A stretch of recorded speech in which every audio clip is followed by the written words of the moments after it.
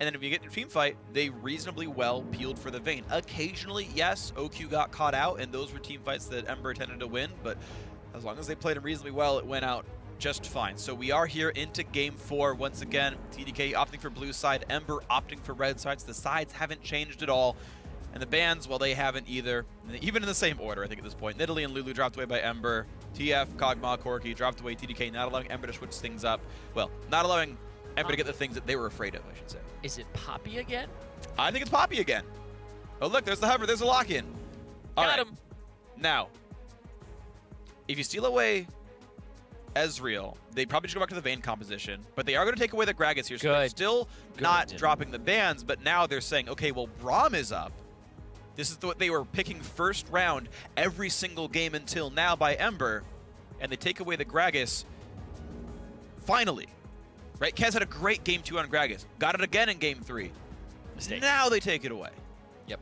I feel like they aren't testing each other enough. They're not trading effectively for champions. When you first pick something, you should be trading 2 picks. You have to think that champion is so good that we're going to trade Poppy for Gragas Nautilus or something really high priority, or Gragas and OQ's Ezreal's being taken away. Yeah. Right? That was not happening throughout pretty much the entire series so far. It's starting to happen now, and now we're seeing Nautilus score. That's interesting, though, by TDK. They were hovering the Braum as though they realized that it was a really big deal, and then said, you know what, they don't care enough about it after all.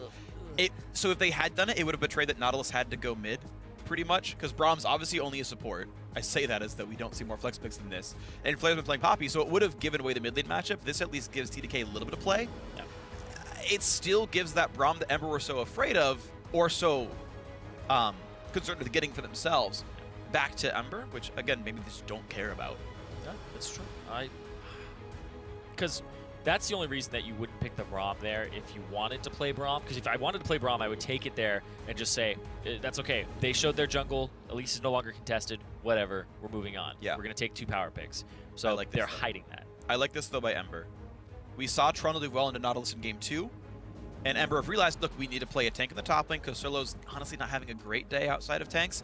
And look, Trundle just is good in the tanks. They've identified that the comp that worked for TDK, OQ, when he's not getting the Ezreal, has gone for Vayne so far. That Nautilus and the Poppy, like, those are already 2 tanks they've got at the very least.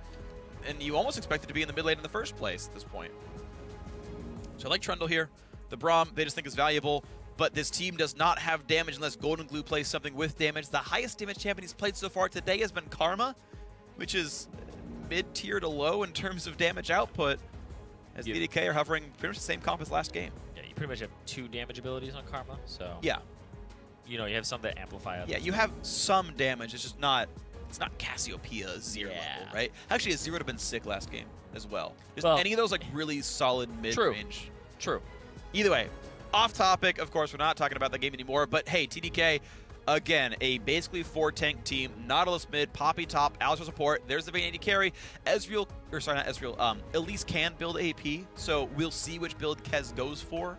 He can be a second threat in this lineup. Yeah, I think he likes Rylai's a decent amount. Yeah. I think he likes being a little bit of the utility sure. slow. Like, if Kez gets an opportunity to disengage with a champion that he plays, he'll probably go for it. Yeah. The Gragas, he uses the barrel incredibly well. Right. And the Elise is pretty much the same story. So we expect to see Runic Echoes Rylai's out of this Elise here. Bit of magic damage, a little bit of durability as well. Final pick for Ember is Orianna here for Golden Glue, so I like this a lot. It's finally a good damage threat. Also, by the way, when your team is 4 melee, Shockwave tends to hit you really hard, so this actually, I think, is the makings of some pretty good things for Ember. Golden Glue finally on a real damage dealer and some real teamfight utility. This is an improved champ select, I think, by a lot. The Trundle, I believe, helps that quite a bit as well. But TDK, look, they had played this game so beautifully last time with roughly this exact same composition. A few changes by Ember, but by and large, TDK had done so well with this before. Yeah, but they do have to go up against a Trundle now, and they have to go up against a Braum, as well as having that Gragas taken away from them. So there's actually a fair amount of tanks on the Ember squad now as well. It just comes down to damage dealers and how quickly you can get through the enemy tanks. And of course, Vayne is pretty damn good at that. Vayne is very good at that, so we'll see how much damage she can really push through, because sometimes if she's zoned out by the threat of getting Shockwave, the threat of getting caught out by a pillar, and you can't really tumble over pillars, by the way, so that can really mess with you sometimes. True. He can be zoned out of dealing damage, and that's what it comes down to, is how much uptime does OQ get. You guys, is here for Game 4. TDK up 2-1 already. Tweet at LOL Esports, hashtag TDK winner, hashtag MBR win for which team it's going to be. Team Dragon Knights are on match point right now. Promo tournament is in their sights. They've got 2 chances to win 1 more game and make it to the Challenger Finals for a shot at the first seed coming out of Challenger in that one. Here we go into Game 4. Ember's backs against the wall. They have to do it here or their postseason is over. And that would just be devastating for Ember. Yeah. They brought in Santorin from across the globe to fill out this roster and prepare them for, if they made promo tournament, to be able to play with this guy. Their backs are against the wall. They're still not throwing contracts in just to get the chance to play the squad that they were practicing with throughout the first 5 weeks of Challenger. So this is quite scary for Ember and Ember fans. This TDK, I mean, who expected this result? When you saw that Flares and Alex were thrown onto this roster. And Seraphim away. 2 members that most recently played on the last place LCS team. And then the last place Challenger team, their support. Right. Who expected that result? It's actually quite mind-boggling because Ember, they were just doing incredibly well. Yeah. And they were just looked like they were on the up and up. You bring in Santorin, you assume, okay, well, that's just going to bolster them even more. Well, it hasn't been the case for this squad. And it really hasn't. They might have to go back to the drawing board for summer. Not what Ember was going to hope for here, but at the very least, by making the playoffs, both these teams are guaranteed their spots in Challenger for the next split. Making top 4 was enough for that here, so there will be a competitive future for either of these teams. One of them may have it in the LCS. We'll see what that ends up being here, of course. As we start in this game, TDK invade into that right side jungle. They take away small pieces of the blue buff. Very solid start by them. Ember, once again, spot that no one is there and don't take pieces. I think it's not as good as stealing away the parts of the blue buff, but it will get him into lane to grab XP right away as Stunt takes down 1. And we are in a lane swap yet again. I believe every single game was a lane swap. The start of this one, 2v0 lanes to start things out. Kez and Flares is jungling safely. No big issues here. And there's level 2. And yeah, actually only halfway through the second camp is when Flares leaves. I know you were mentioning that he's coming across early, but yeah, he is coming across really early. Letting Flares get a lot of the solo XP here. Yep.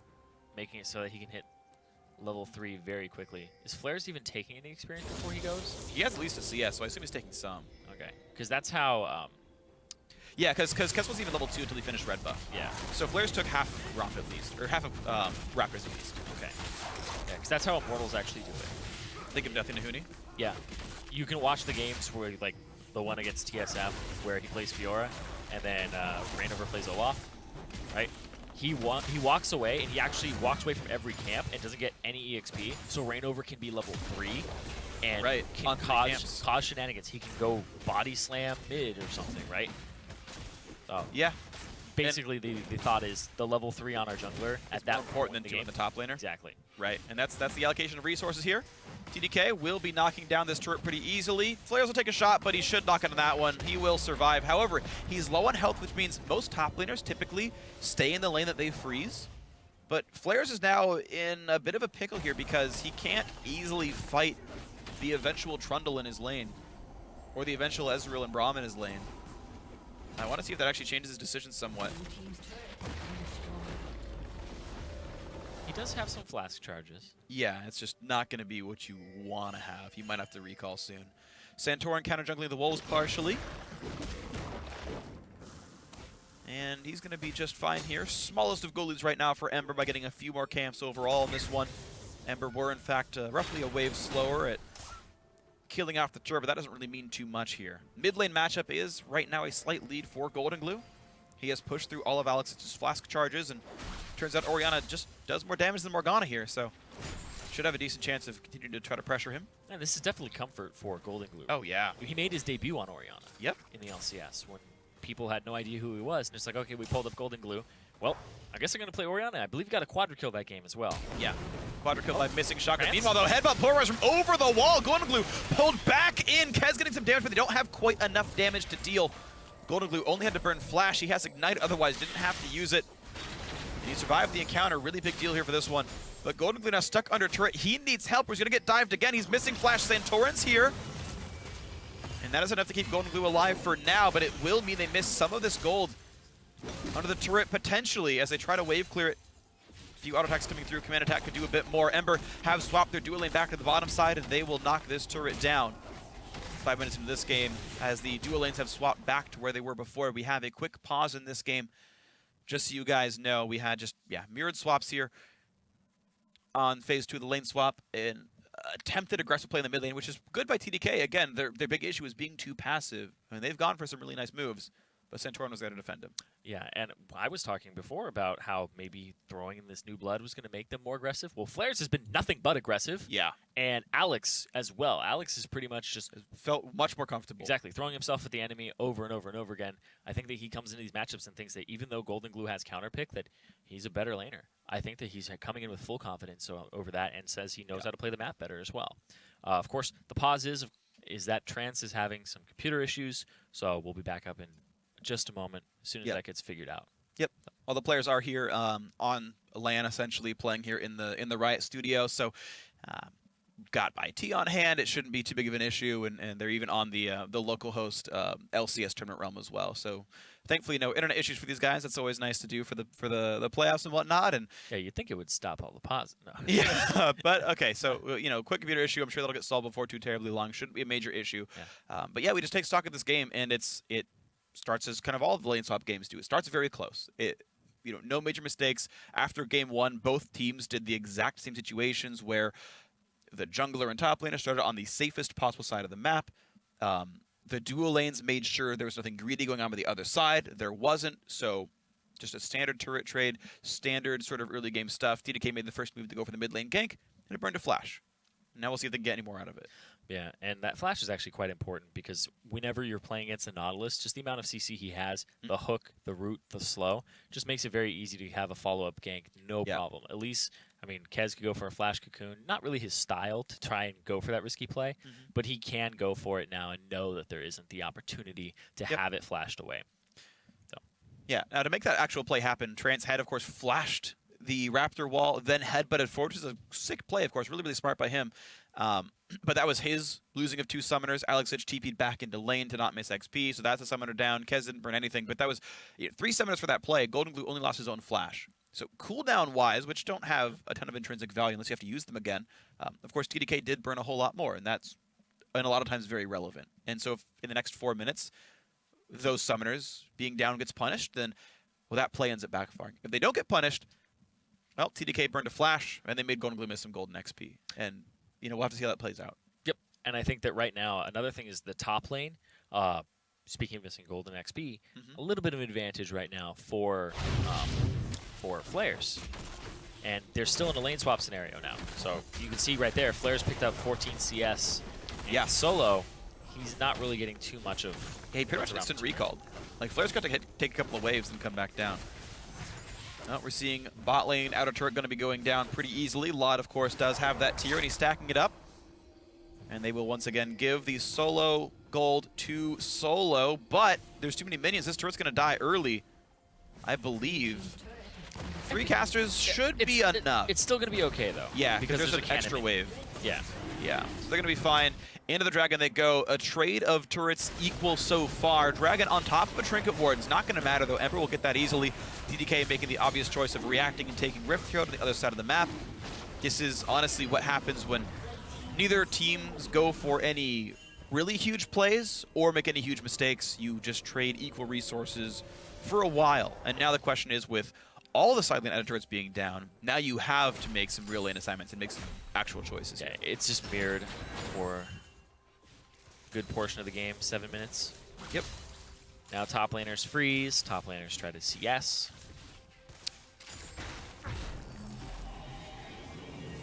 The next move, though, it really depends, because you can see people all pile mid and try to kill Golden Glue because that's that last turret that's up. Or it could just become a farm fest, which TDK are completely fine with the champions they have. I think they're 100% okay with just having Vayne scale up. But Ember are also okay with it. Yeah, I mean, thinking about it, like, level 18 Trundle is pretty good in this composition. Right, Titanic Hydra, you start crushing the front line, you ult somebody, become actually unkillable. I don't like single threat comp super late game.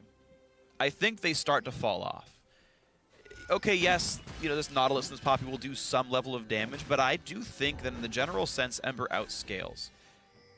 I think Poppy power spikes before Ezreal. 2 items. I'd rather be the Vayne. Sorry, I think I said Poppy.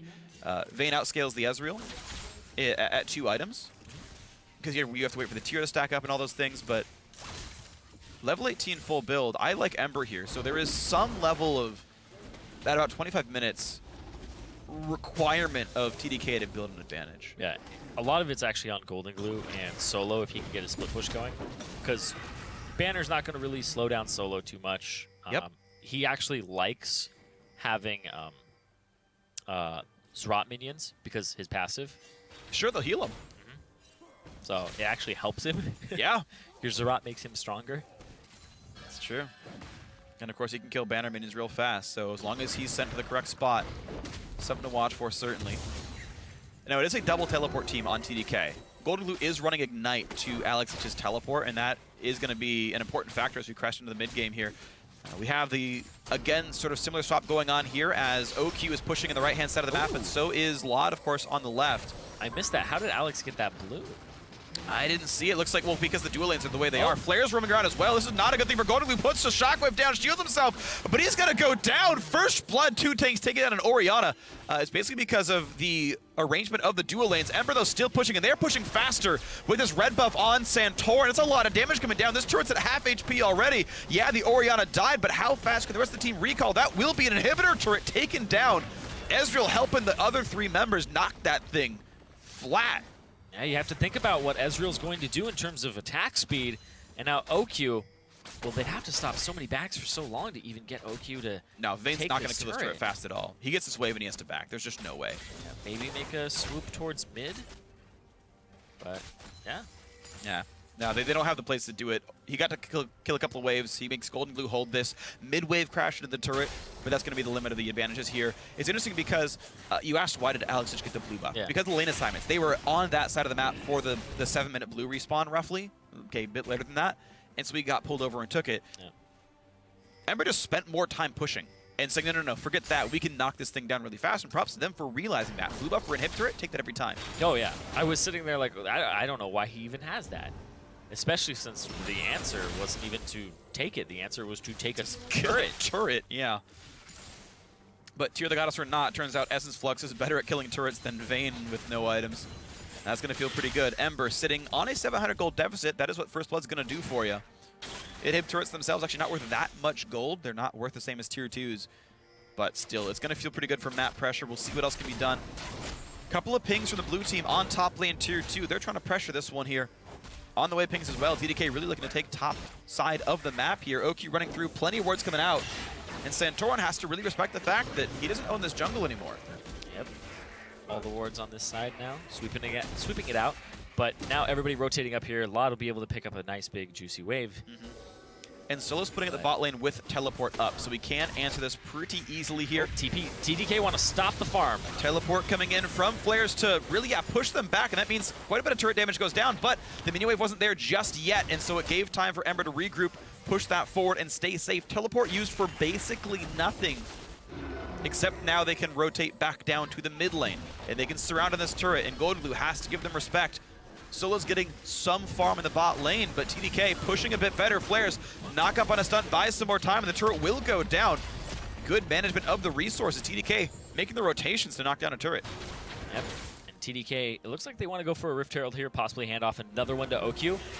Down bottom, though, you do have to watch out for the Trundle, sending Flares to answer. But Santorin's also on that side of the map. Level 7 for both. Inside of mini-wave is not the best thing for Flares here. Wave clears it out, but gotta be careful. Loses some health. Yeah, Rift Herald taken. Goes to OQ. He's going to feel good. Gragas coming down, and that, I don't know if it's going to even be a factor. They saw him on the pink ward. Flares showed in time to absorb the golden experience. He'll actually be out-leveling Solo as a result. Midway level 8 already. And look at that gold lead now. Turrets equalized because of the mid lane play. Up a kill. 1,200 gold. Solid. And Ember. You were saying it at the start. they might not make promo tourney. Yeah. TDK, they had to do a whole revamping of their roster. They're saying the team that beat Ember last week, there was only one returning member, and that was OQ. Yep. Of course, Kez and OQ, the two members that come back for playoffs that were in the regular season at all for this TDK squad. And 3 new members makes it a pretty good team now. Yeah, it seems like they have a lot of different balances that actually play along with each other pretty well. Their map play at the start, the beginning of the series, was really sloppy, but Ember showing a lot of weaknesses in theirs. And it gives TDK control over this Dragon side of the map. Again, I think TDK's mid game is better. Orianna needs 2 items to be really good. Nautilus is fine with a banner. Honestly, Trundle, I think, more of a scaler as well, and as far as top laners go. As a support, you just press R and it's fine, but as a top laner to be useful, you need a bit more than this. So yeah, Iceborne and Titanic usually. Right, and so there's a, again, this time of growth for Ember, and that needs to happen over the next 10 to 15 minutes before too much gets lost. They got the first Dragon, so Dragon's not an easy timer here. That's not really a big issue here in this game. TDK only up 1,000. I mean, solid by them to get that 1,000 gold, but the question is, can they get more easily? Outer turrets are all gone. Now comes the harder part of the sieges. They're keeping up wards really well. You can see Kez on this side of the map. A couple of wards here on this right-hand side. And nice. Another blue control. Yep. And Kez has actually been having a really good game. Really good series. His Gragas was really good. His Elise. Control was really good. And Ember late to the party, realizing the blue buff was just stolen there. They weren't there on time. Solo was on that side of the map. Didn't even think that it might be going down already. Oh man, OQ. Couldn't have stopped it regardless. OQ getting plenty of farm, of course. Nice wave for himself as well on his Vayne. Yep. He's going to feel good about this one. Good CS advantage and solo experience for this. So he'll be hitting level 9 soon. Yeah, should be the end of the wave for level 9. That's a pretty big deal. 3 points Q, 3 points W. Should be maxing, of course, Silver Bolts at this point. And he'll have that by level 10. That'll be solid. TDK, third place squad. They had high expectations when they brought that whole team in with Seraph and Ninja. They were saying that they wanted to get #1 and not drop a single game. Yeah. Well, TDK, they failed at that, but this revamped roster just looks like, what would they have been like if they had been in Challenger? Sure. Flares has always been a dominant top laner in Challenger. And when he makes LCS, it's kind of another problem, right? Yeah. Because he's got a very solo queue mentality. You see him jump in over and over again. Alex bringing a lot of the team play, and even playing just a tank in the mid. Yep. But it's still a heavy damage dealer. Like, don't be deceived. Sure. He's got pretty good mid-game damage. It eventually falls off over time, but that's how tanks work. Their first few abilities do plenty of damage, then it starts to scale away as people get more health in their pools, and they stop buying damage items. But that is not this time. The mid-game is TDK's time for sure. Flair's going to find the stun into Solo. Plenty of damage dealt there, down to 2/3. Trades right back in. And Flair is still just winning this matchup for now. Solo getting pushed back. No one's on this side of the map right there. Red buff respawns. Flair's still pushing in. And now a new minion wave, so Solo could trade right back. Gets the Grasping and Dying heal, and Flair's kites back until his passive's back. Pops the ulti. Sends him up towards the river. Santorin's right around, though. And he's there to defend. Kez doesn't even want to fight this. He's just taking his red buff away. Minion wave being controlled back and forth. Mid lane wave meets. Solo, I don't think he's going to like fighting Flares anymore. Although Flare's actually now out of mana, means it could be a bit better. Pops the ulti and in comes the team, but teleport is popped. That could be Alex is showing up there. Flashes almost gets the stun. That was close. Alex rejoins the fight. Kez to be here as well. Stuns Santorin. Anchor toss in. Look at the damage, and whoa! Santorin thought he could save the day, but instead only gave up 450 gold. And Ember falling farther behind. So much used there as well. Flash from Solo. And Santorin just trying to salvage the situation.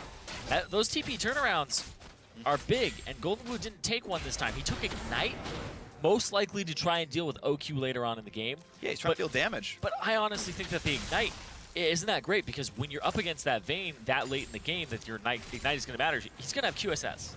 Like, that's my take on it.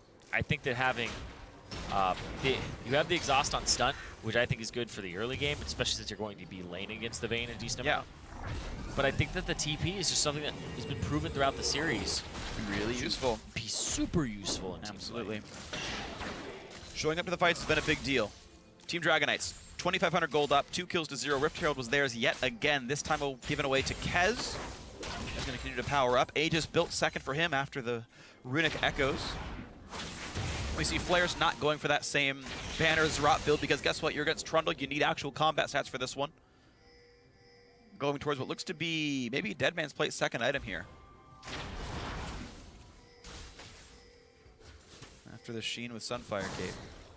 Kez clears away a pink ward without too much trouble, and you can see the TDK. Look at their ward line.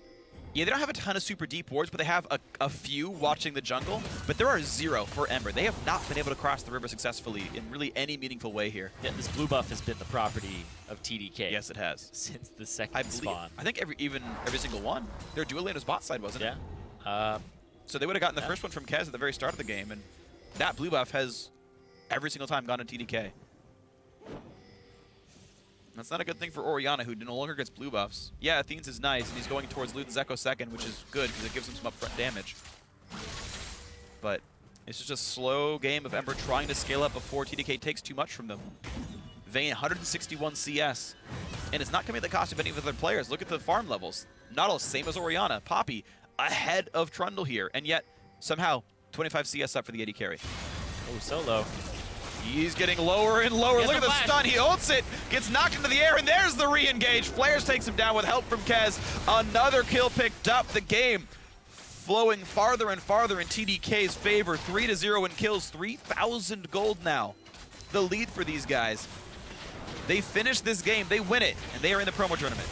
Yeah, we don't know if they're in the first round or if they're in that second round and automatically in the double elimination portion, but we do know that Alex has another blue buff from that side of the jungle. Yep. From Ember. It is always theirs, and now Dragon 2 is going to be theirs as well. They control this map right now. Ember can only sit and wait and scale up. I'm sure there are opportunities this game to make plays and to find picks and to take people down. Maybe it's the mid lane on Alex Sitch. You go to the source of the global, you go towards the teleport so that he can't make plays elsewhere, but Ember have not found any footing in this game. Still slowly scaling up. 5 CS till the Cole is done for Lod. That'll be a pretty big deal for him. The Spike of Gold will give him Iceborne Gauntlet. His Manamune stacking up, sitting at 718 right now. So that's basically done. But look at this roam. OQ in behind Solo. Oh, they're just picking on Solo at this point. They know he doesn't have flash, and they just keep coming towards him. He ulted Kez. He's putting attacks down, but that's going to be the kill picked up. Not a chance. OQ with a great flank. Kez buying enough time. First kill of the game now for the AD carry. This Vayne scaling up. 3,000 gold now the lead for TDK, getting farther and farther and farther ahead. And they're just bleeding at that point. Yep. Ember, Solo has now died twice back to back, and he got ganked even before that just to get the flash, which gave up Santorin's life. So what's going on is this bottom half of the map is just a death zone for Ember. Like, accomplishing something on this side of the map requires you to actually clear out vision that TDK has of your jungle. You have a ward that is exposing a pink ward at your blue, and you're not clearing it. You're allowing them to come from different angles. You don't have control. And that's what Ember are failing to recognize, is that they don't have control because they need to establish it first before they push out. Or else they're just going to have that happen to them every time. Yeah. They're skipping a step. They are skipping a step, and that step is getting penalized heavily, just stomping on their foot, really, TDK. Getting farther and farther ahead with every move they make here. Shiv going to come in for OQ yet again, just going for the higher damage build in the general sense. They're not really worried about getting assassinated. Ember, all they've been doing for the last while is just scaling up and trying to farm. Solo is going for the Iceborne Gauntlet second, but that means he's actually pretty squishy, all things considered. Flares has the Iceborne for himself, and here's again the battle, but here comes the Nautilus yet again. Someone comes in from behind, and Solo yet again skips the step, gets knocked around, has to flash the wall, does get away, but that is a summoner spell lost for the fact that they don't have the ward control to spot these roams. Yeah, and they keep doing this. They're just like, keep going towards the Trundle. The Trundle is pretty squishy right now. He doesn't have any resistances. All he has is some HP, and that's the power. And an ulti on a Poppy. Yep. He'll ulti, he'll get a little bit back, but honestly, just the amount of damage that they're able to do to the Trundle. Get his flash. Now, I wouldn't be surprised if they just keep trying to throw 4 people at that lane. Sure. it's working. They're getting income out of it, right? TDK aren't necessarily taking objectives because the turrets are mostly already dead, but it's a way to scale up into the game here. Solo a level down behind, getting some damage, but look at that. It barely even affects flares. Just does not have the health damage, and he's just not getting through anything. I would rather see Ruin kick tank than this build. Solo pushing up, and they don't have eyes on Alex, means that he could just TP in at any time. And with wards behind him, that could certainly happen. If he pushes in one more time, that TP can land into the ulti, into the kill. He's got no flash. He's got no ulti right now as well. You can see Flares winning that fight pretty handily. Of course, out of mana on Flares, so yeah, you can't keep it up for too long here. The one benefit for Solo is he's less mana gated by his gameplay here. Into the turret he goes, actually. Flare's taking a chunk of damage. Solo ulted him, and he wants this fight to happen, but guess what? No teleport on his team. No one can flank Flares. If Orianna had that, that could have been a kill. But now it's actually Baron being attempted. Both top laners low. No one can TP. That's fine. We'll 4v4 you at Baron. Force the rotation. Doesn't quite happen. Recall gets stopped. He wasn't going to die from that one, but certainly buys some more time. Okay, so that ulti was popped by Lod. What does Ember get with that extra 15 seconds of time? It just looks like they get to go run top lane. They don't get to do anything on Poppy. They don't get to react to TDK. Yes. Solo gets some farm and recalls again. This is definitely not looking good for Ember right here. Solo's almost 2 levels down. He was level 11 to the 13 of Flares just a moment ago. Now finally resets the wave. Still can't complete Iceborne Gauntlet, actually still sitting at 450 gold and not enough to combine the items, so just getting farther and farther behind. I mean, there's 2.5 full completed items for Flares here. He's nearly got that Spirit Visage. No longer even building for his lane opponent anymore. Trinket used it again, spots the fact that Baron is getting taken down rather rapidly. 2 tanks in a vein. Not gonna make that too hard for Baron to go down. Solo in the front lines. He's got the ball, and he's gonna get hit up, anchored in. Where's the shotgun? That's gonna be important. The knockback, and he just goes down. Couldn't even ult. Shotgun hits 2 tanks, but no one cares. Golden nearly dead. Lot's trying to run. Kez is back in the mix there, and the Mystic Shot misses. Couple of slows come through. Distortion to buy some time. Stunts maybe gonna go down, and he will. OQ on a killing spree. 6-0 in kills. Ember can't find any legs to stand on. And Ember, they have to be so worried right now because TDK, they're about to wrestle complete control of this game. They already were basically getting their hands around it, and now it's almost in their clutches completely. Team Dragon Knights in their 3rd straight LCS promotion tournament appearance. Twice from the Challenger side, once from the LCS side. This could be it if they win this game right here. Ember need a minor miracle to catch back up in this one. Santorin looking for the attempt to steal, but he's getting locked up too hard, getting back tackled by Poppy. But Kez running out of health, gets a smite in time. That will be Baron, just barely for TDK. Solo wants in, he wants to kill off Alex Ich. The ulti's on, they might get that first kill, but 1 champion kill as a trade for Baron. Not a good thing for Ember. They will not stop Flares. He will get out. And TDK so far ahead now. Ember just look lost. They look all over the place. I feel like they don't know how to deal with these picks. They're banning the same thing every game. The fact that they're on the same side every single game seems to be just working against them. And reacting to Alex, reacting to Flares, reacting to these picks. This is a big learning lesson for Ember. Of course, they do retain their Challenger Series spot if they end up losing this game for next split. But man, they looked really good at the end of the split. Playoffs, though, completely different looking Ember. Yeah. Well, Contract's not on the field, and honestly, he was arguably the best player on Ember in the regular season. And they took the gamble saying, look, playoffs might be harder with Santorin, but we want to be in shape for the promo tournament. That's the real goal, is the LCS. Maybe this team would have looked different with Contract playing for him. But they went for the play, the longer term play.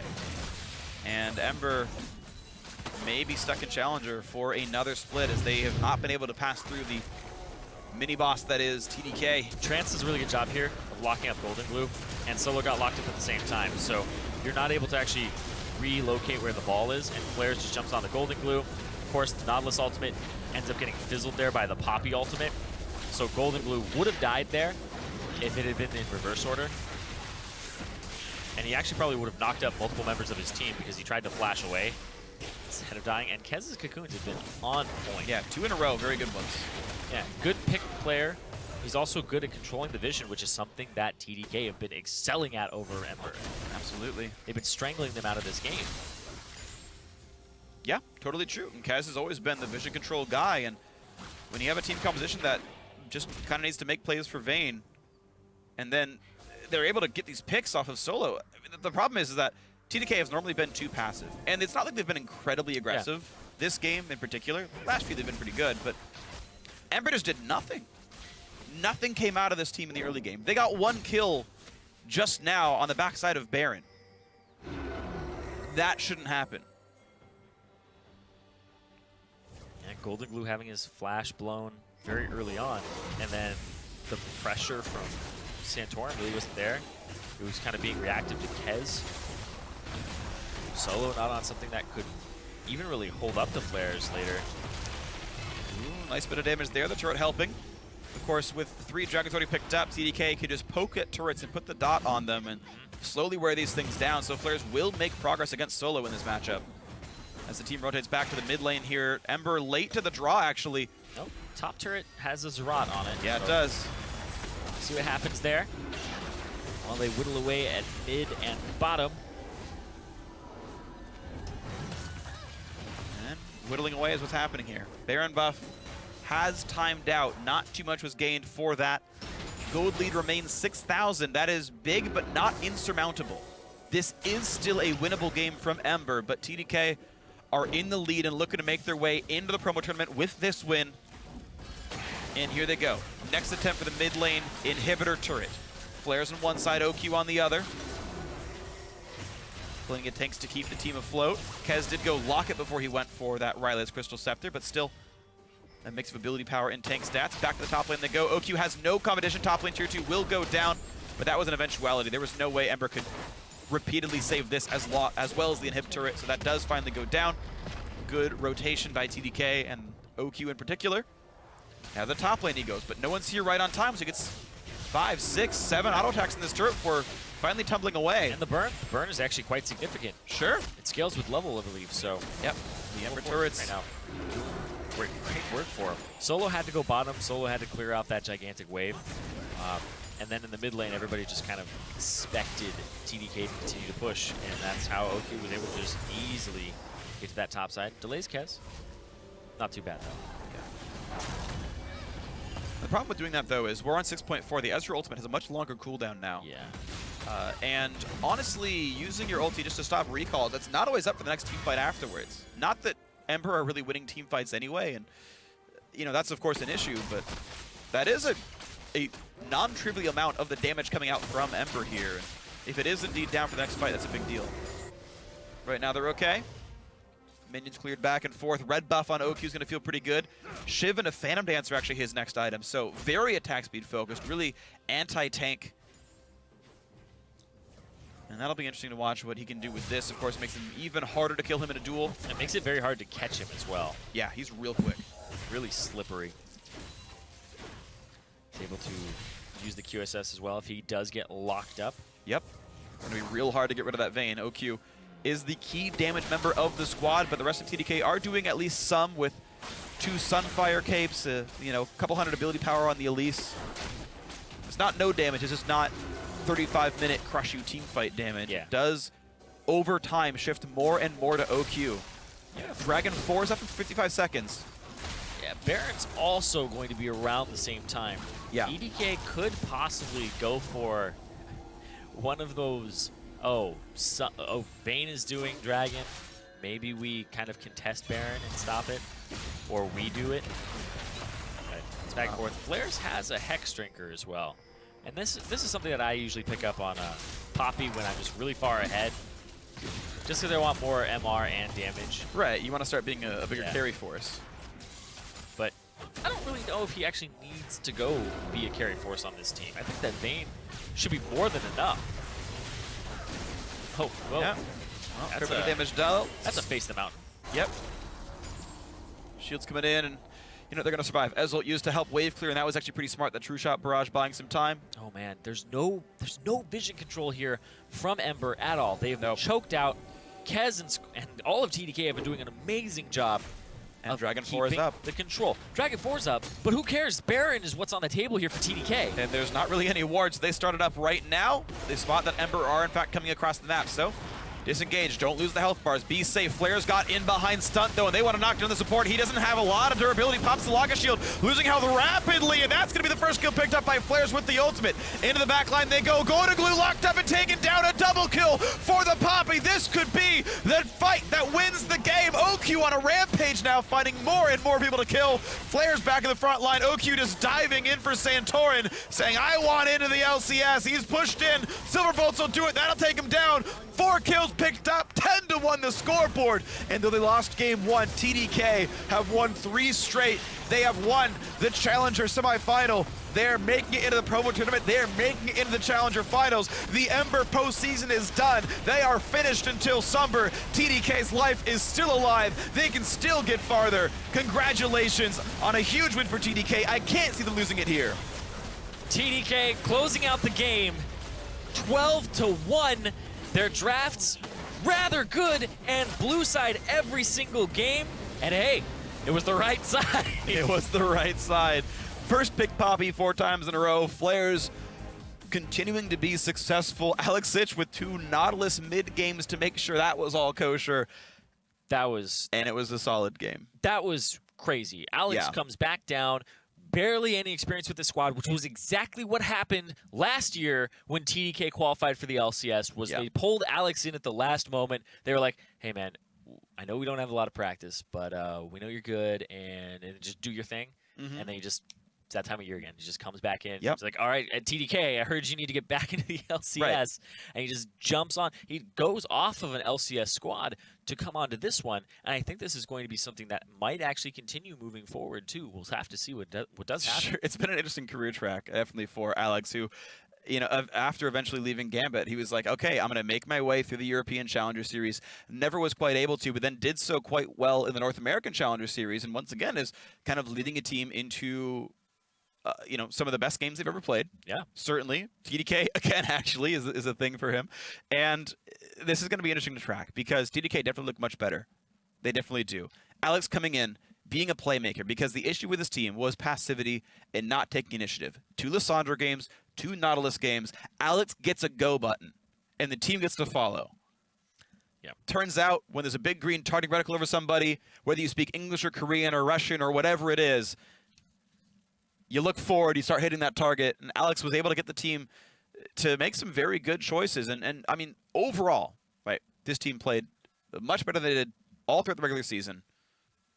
And they won, and they deserved it. Yeah, and that's why it's an upset. 3rd seed just knocked out the 2nd seed, which could have been the 1st seed. They had, I believe, 4 points dividing them. 6 points for TDK, 10 points for Ember. Yeah. Ember was only 1 point ahead of 1st place, where they maybe could have avoided this matchup, right? Yep. You just think about that game that they dropped against TDK last week. Yeah. Maybe that would have been enough. Yeah. They would have been actually able to pass. So that is something that Ember are going to have to think about, you know, when they come back next split, how much every game actually counts when you come into playoffs, because that was really big. TDK, though, I mean, losing Seraph, you know, a lot of people assumed that was going to be the death blow.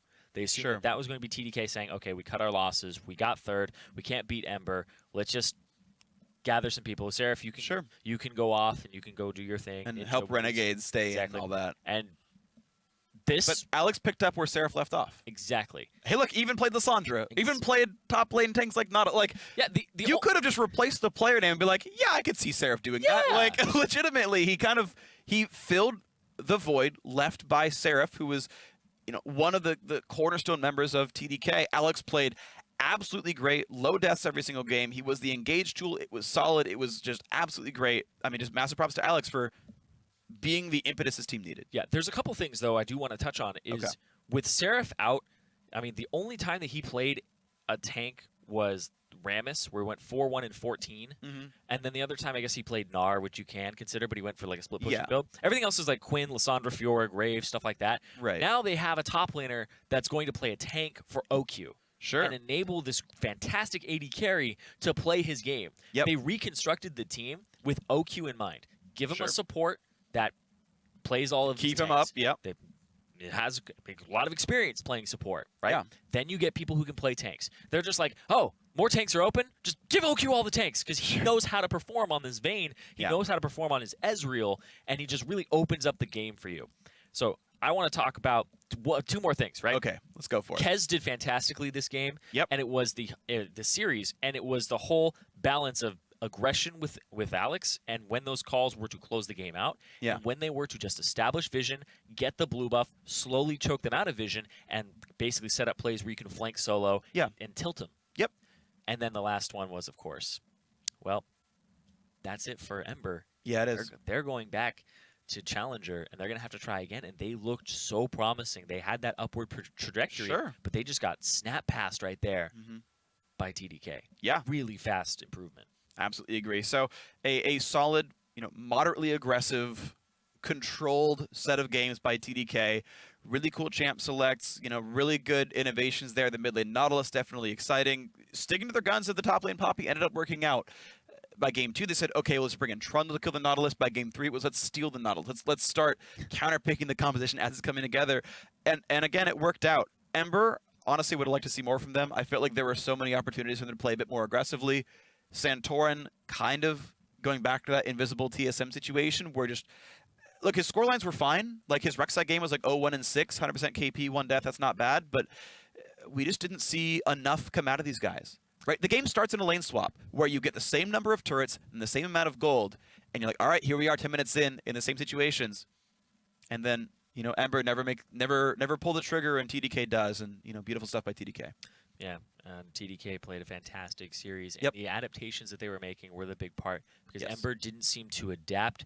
They seemed to be very slow, golden glue on utility over and over again, not taking the Nautilus, seeing like, the Nautilus going mid seemed so overwhelming that they didn't even want to do. They didn't do anything about it, and it I don't think Ember adapted well in champ select.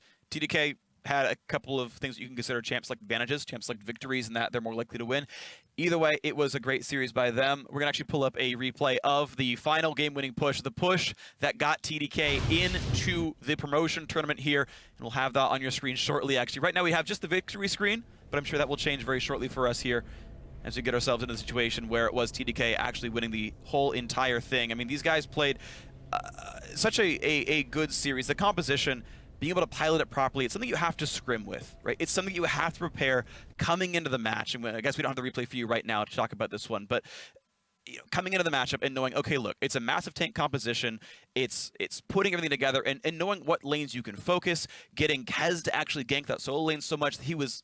It's funny because it was a protect the Vayne composition, right? 4 tanks in a Vayne. You think it was, oh, get OQ ahead, get him all the kills, and that wasn't actually required by TDK. Their practice had paid off, and they were able to say, you know what? No, we can just simply focus on the top lane matchup. We know that we can get solo behind, we can get flares ahead, and OQ can just take the farm, right? No one else needs the same kind of items as everyone else. Here we do finally have the situation, and it's flares making the big plays, getting the knockup on a stun, and they're happy just focusing a support. As long as you put all your damage on one person, that's fine. Alex and Flares still just in the front, buying time for everybody, and just being a wrecking ball going forward and forward and forward, and they can't be stopped at the end. Okay, everyone's dead. OQ is happy to flash into the base and outplay everyone else, but honestly, just really impressive stuff that they were able to understand when it was time to go, when it was time to push in really hard, and actually really press for those kills. It was honestly just a great set of games to watch. When they played these 4 tank compositions, they executed them so well. First team I've really seen play a comp like this. Normally Protect the Vayne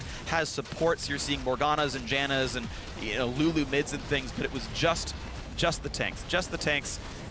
And it was beautiful because OQ, it wasn't always just about him. It was about Kez making a lot of really great ganks, getting the lanes ahead. It was about Alex coming in and helping to engage the fights. It was Flares on the TP flanks. It was honestly a team game from this squad. It was honestly really beautiful. So that was the game-winning push. Honestly, massive props to TDK for playing a really, really good series for themselves. And of course, that sets us up for the playoff bracket because, hey, TDK are into the finals, right? They're into the finals. They're going to find out who they play tomorrow. Of course, we will see Apex take on Team Liquid Academy tomorrow at the same time that this series started, but it also means that TDK are for sure in the promo tournament. If they win the finals, they get a better seed into that promo tournament, which would be a really big deal. Either way, we wait to see what's going to happen. Their final match will be taking place next week. And in the meantime, of course, It's all just been a whole bunch of fun casting series. A best of 5, well played by TDK, taking down Ember. Tomorrow at 6 p.m. Pacific will be the other semifinal. Tomorrow, 6 p.m. Pacific, 3 a.m. Central European time if you want to get up early or stay up late for that one. But that will be when the Apex versus Team Liquid Academy matchup happens. But right now, I'd like to welcome a victorious member of TDK, Kez. Welcome, man. So, first of all, I got to ask you about your prep for Ember here, because you came up with some really interesting team compositions. Yeah. Of course, they're coming in as I think many would consider favorites, and you had only a week to sort of play with this new roster. So talk to me about how difficult putting all that together was. It was really difficult because the meta shifted a lot to the point where we see like really weird champions playing at mid, like Graves mid is a thing, and we didn't have a lot of time to prep for it. So we just picked some champions that we were really comfortable with, and then we just practiced with it. So you had to sort of pick a subset and say, we'll just practice these comps. If we're left without them, you're just kind of screwed. And you hoped you could get them. But it worked out, of course, for you. So I guess you practiced Nautilus mid. Yeah. I assume at some point. Where did this come from? Who decided, guys, I'm gonna bring Nautilus here? I honestly have no idea. Like Alex Stitch, when he came in, he was like, Nautilus is really OP, and then he just like played it at mid during the scrims, and it was really strong. So we decided to go with it. Yeah, I mean, it certainly worked out. So talk to me about prepping for Ember specifically. Was it just general practice of getting your team on the same page because of the new roster, or were there like specific sort of strategies tailored to this opponent? It was generally getting everyone on the same page because obviously Oki doesn't really speak English, but I can speak both language fluently. Right. So even during the games, I have to be the translator for OQ and between the team. And it was really hard for me to do it at the start because even in team fights, I have to translate to OQ what the team's gonna do. Oh man, go forward and type back to someone. And it was really stressful for me. Sure. So I'm actually sort of curious because we see a lot of these multi-language teams in professional play. China's got most of them in that situation. How frequently are you having to translate things? Like if you could guess how many calls a game you have to put in both languages. How many calls? Yeah. Oh god. Is that hard to estimate? Yes. Is it 50 or is it 5? I'd say every 30 to 30 seconds. Every 30 seconds you've got to give direction to both languages. Yeah. That is pretty tough. Yeah, it is tough. Okay. But I mean, you guys made it work, right? You had some really good aggressive plays. I lost my train of thought. Dang, I've done this twice this season. I feel bad about this. So but talk to me about your growth as a player, because we've seen you around for a very long time. You've been with TDK for now almost ever at this point. I mean, I remember you way back on Cloud9 Tempest as well. So sort of what are the kind of things you've learned along the way as sort of a shot caller the whole time and as a jungler the whole time, as the game has shifted for all these years? Tell me some of these lessons you sort of learned. Right now, the meta shifted towards the carry jungle meta, and that's not really my style from the beginning. I'm more a support player. Everyone calls me out on buying side stones and stuff, and I don't know. It was a team effort. I couldn't really gank well, but my teammates would tell me where to gank, how to gank, and then from there I caught up on a lot of stuff. Yeah, it seems like you had a really great series. You got a lot of kills for the team, and hey, you guys won a really outstanding series, 3-1. It's super impressive. Kez, props in the win. Congratulations. We'll see you in the finals. Thank you. And thank you, of course, very much for joining us. So now on behalf of myself, Kez, all of TDK for the great victories, Zirene, and the entire live broadcast crew, thanks for watching. We'll see you back here tomorrow for day 2 of our Challenger semifinal coverage. Good night. Yo, man, look at me, man.